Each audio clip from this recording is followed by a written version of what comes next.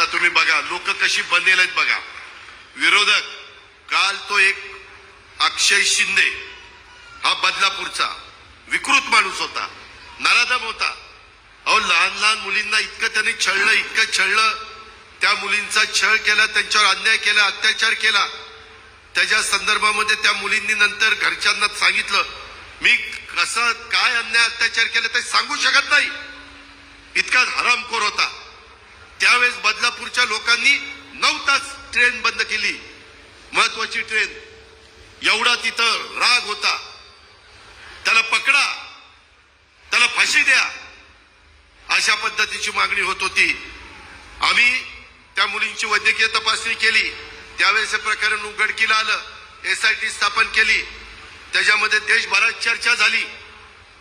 विरोधक म्हणायला लागले बघा ह्यांच्या राज्यामध्ये महिला असुरक्षित. अरे कोण आपल्या घरातल्या महिलेला असुरक्षित ठेवणार आहे? आपलं सगळं घर आहे महाराष्ट्र म्हणजे. माय माऊलीला कोण असुरक्षित ठेवणार आहे?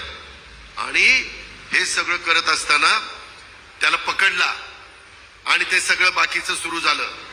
त्याला काल त्या जेलमधनं पुढे नेत असताना त्याने शेजारी बसणाऱ्या पोलिसाचीच रिव्हॉल्वर काढली आणि एका पोलिसावर झाडली.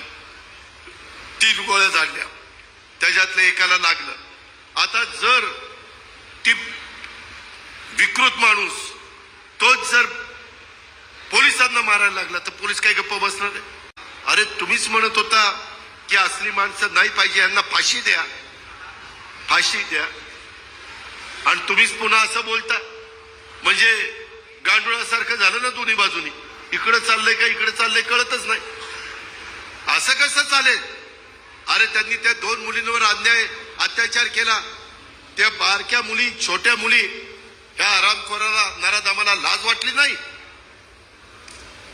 आणि हे जर राजकारण विरोधक करतात, चौकशी करा ना. चौकशीमध्ये काय निष्पन्न होईल त्याच्याबद्दल दुमत असण्याचं काही कारण नाही. परंतु आणि त्याला 2 पत्नी होत्या. त्याच्यातल्या एका पत्नीने पण तक्रार केली पोलीस स्टेशनला. म्हणला हा निव्वळ विकृत आहे, म्हणले विकृत. आणि नामांकित शाळा होती, तिथं हे सगळं घडलं.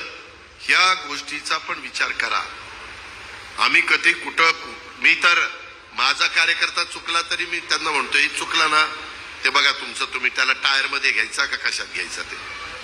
आणि मी कार्यकर्त्यांना सांगतो तुम्ही चुकू नका, तुमच्याकडनं अन्याय अत्याचार होऊन देऊ नका. ह्या गोष्टीचा विचार देखील आपण सगळ्यांनी या निमित्तानं केला पाहिजे. पीक विम्याच्या योजना